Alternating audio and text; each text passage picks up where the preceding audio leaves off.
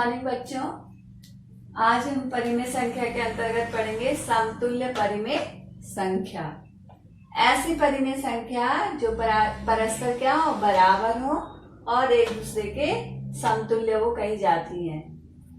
एक परिमेय संख्या के अंश और हर को जब एक ही शून्योत्तर मतलब नॉन जीरो पूर्णांक से गुणा करने पर हमें दी हुई परिमेय संख्या के समतुल्य एक अन्य परिमेय संख्या प्राप्त होती है। इसका मतलब है कि जैसे -3/7 है ना, -3/7 है, तो अगर हम इसके शून्योत्तर मतलब इसमें अंश में भी उसी अंक से और हर में भी उसी अंक से गुणा करें तो -3 गुणा 2/7 गुणा 2, मतलब अंश में भी हमने 2 से गुणा किया और हर में भी 2 से गुणा करा, तो हमारे पास आया मान 3 दूनी 6 ऋण 6/7 दूनी 14। तो ये इसकी समतुल्य हो गई। अगर हम इसको फिर काटे तो 2 से कट जाएगा, 2 3 6 और 2 7 14, तो ऋण 3/7 हमको इसी के समान जो है परिमेय संख्या प्राप्त हो रही है, इसीलिए इसको कहा जाता है समतुल्य परिमेय संख्या। अगर हम इसको जो है शून्येतर पूर्णांक से भाग दे दें, जैसे ऋण 6/14 आया हमारा, अगर हम इसी से भाग दे दें 2 से, ऋण 6/14 को हमने ऋण 2 से अंश में भी भाग दिया और ऋण 2 से हर में भी, तो 2 3 6 और 2 7 14, तो हमें 3/7 ऋण 3/7 इसी की तरह समतुल्य भिन्न परिमेय संख्या हमको प्राप्त हो गई है।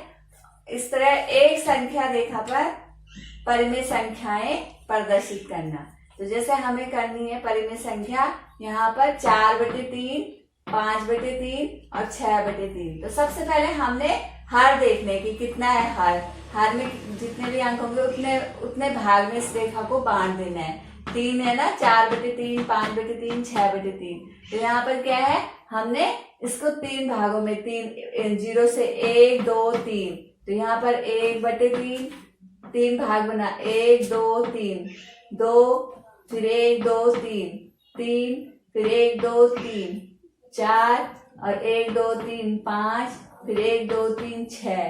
तो इसको 3 बराबर भागों में यहाँ तक बांटा, 0 से 1 के बीच 3 भागों में बांटा, तो ये हो गया 0/3, ये हो गया 1/3, फिर इसका हो गया यहाँ से 1 से और इस 2 के बीच फिर 3 भाग, तो 2/3, फिर यहाँ से 2 से और फिर इस 3 के बीच 1 2 3 3/3, और फिर यहाँ से 4/3, फिर 3 भागों में 5/3 6/3। अब जो हमें पूछा हुआ है 4/3, तो हमने यहाँ पर ये 4/3 भाग को सर्कल कर दिया। फिर पूछा हुआ है 5/3, तो ये 5/3 हो गया। फिर है 6/3, तो ये हो गया 6/3, ये 2 पर आएगा, 3 दूनी 6 यानी 2। संख्या रेखा पर 1 और 2 के बीच हमें इतनी ये परिमेय संख्याएं भी प्राप्त हो गई।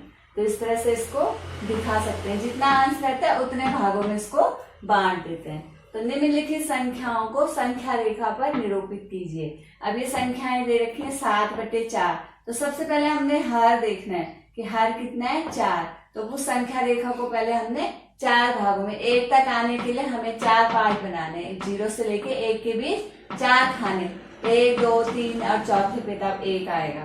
तो इस तरह से इसको बांट देना है और 7 तक बांटना, तो अब वहां पर हमको ये संख्या रेखा पर ये संख्या परिमेय संख्या निरूपित करनी है। दूसरा है इसी तरह ये सब करने आप खुद करोगे। निम्नलिखित के समतुल्य 4 परिमेय संख्याएं लिखिए। जैसे मैंने आपको समतुल्य परिमेय संख्याएं बताई कि गुणा करने के लिए अगर हम शून्योत्तर पूर्णांक से गुणा करेंगे तो हमें जो है समतुल्य परिमेय संख्या प्राप्त होगी। अगर हम शून्योत्तर संख्या से भाग देंगे तब भी हमें जो है समतुल्य परिमेय संख्या प्राप्त होगी। तो आप दोनों विधि से करना, भाग से भी और गुणा से भी। जैसे ऋण 2/7 है, अब ऋण 2/7 की समतुल्य परिमेय संख्या क्या होगी, अगर हम इसके अंश में 2 की गुणा कर दें और हर में भी 2 की गुणा कर दें, तो 2 दूनी 4 और 7 दूनी 14, तो ऋण 4/14, तो ये इसके समतुल्य परिमेय संख्या प्राप्त हो जाएगी। अब जो हमें परिमेय संख्या प्राप्त हुई उसमें हम फिर भाग विधि से भी क्या करेंगे, शून्योत्तर जिस संख्या से भी भाग देना है अंश में भी उसी संख्या से देना है, हर में भी, तब जो हमें मान प्राप्त होगा वो इसके समतुल्य परिमेय संख्या होगी।